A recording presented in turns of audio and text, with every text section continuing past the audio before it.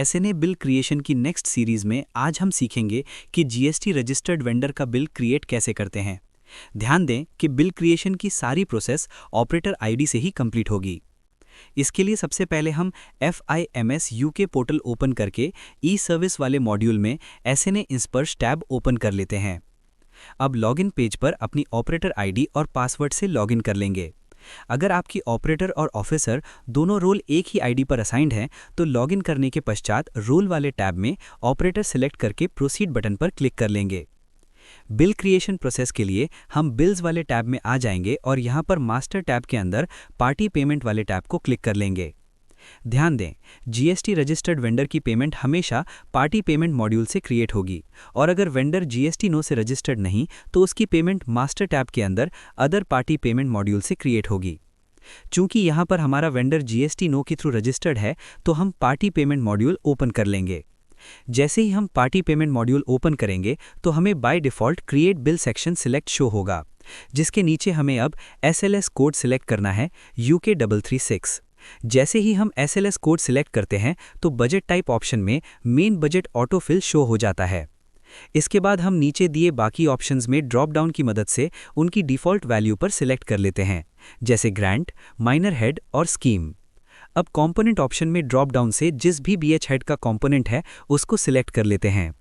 Next option party code में हम registered vendor का GST नो फिल कर सर्च बटन पर क्लिक कर लेते हैं।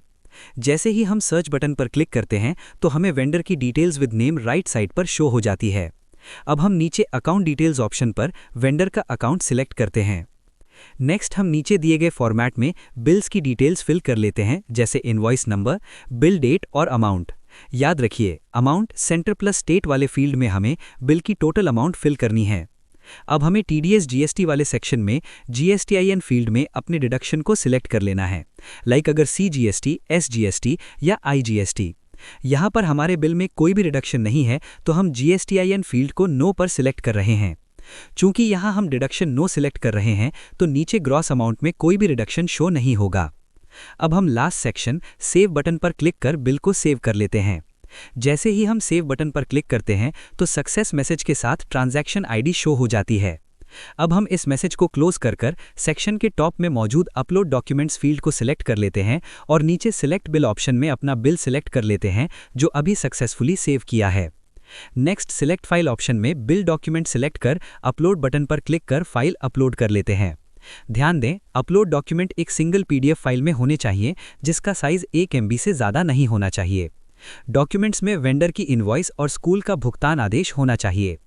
अपलोड बटन क्लिक करने के बाद हमें अपलोडेड डॉक्यूमेंट्स नीचे शो हो जाते हैं, जिन्हें हम व्यू और डिलीट ऑप्शन से व्यू और डिलीट कर सकते हैं। नेक्स्ट अब हम सिलेक्ट एक्शन वाले फील्ड से जनरेट बिल ऑप्शन सिलेक्ट कर लेते हैं।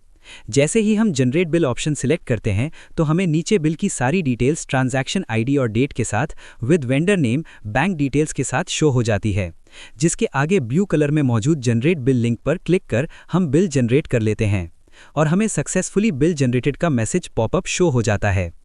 अब हम बिल को अप्रूव करने के लिए अप्रूवल वाले टैब में मौजूद बिल्स अप्रूव वाले ऑप्शन में आ जाते हैं। जैसे ही हम अप्रूवल टैब को क्लिक करते हैं तो हमें जनरेटेड बिल नीचे शो हो जाता है और इस बिल के लास्ट कॉलम में मौजूद सिलेक्ट ऑप्शन को क्लिक कर लेते हैं। जैसे ही हम सिलेक्ट ऑप्शन क्लिक करते हैं तो हमें complete bill with all document show हो जाता है। अब हम इस विंडो के सबसे लास्ट में मौजूद सिलेक्ट ड्रॉप डाउन से अप्रूव ऑप्शन सिलेक्ट कर लेते हैं और नीचे रिमार्क टेक्स्ट बॉक्स में अप्रूव या ओके रिमार्क फिल करके अप्रूव बटन पर क्लिक कर बिल ऑपरेटर आईडी से अप्रूव कर लेते हैं। नेक्स्ट प्रोसेस में हमें इस बिल को ऑफिसर आईडी से ई साइन कर साइबर ट्रेजरी को फॉरवर्ड करना है।